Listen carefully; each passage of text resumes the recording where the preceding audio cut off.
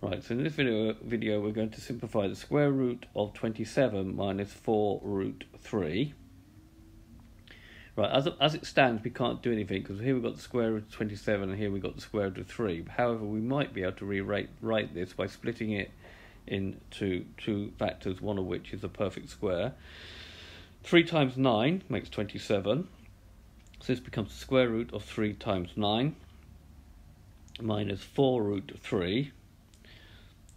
So this splits into the square root of 3 times the square root of 9 minus 4 root 3. Now the square root of 9 is 3, so I'm going to write this as 3 root 3 minus 4 root 3, and therefore I can do 3 minus 4 lots of root 3, which is minus root 3. And again, in time perhaps you don't need to write down all of the steps of working.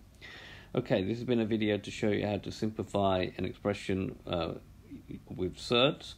I hope you've understood, and I thank you very much for watching.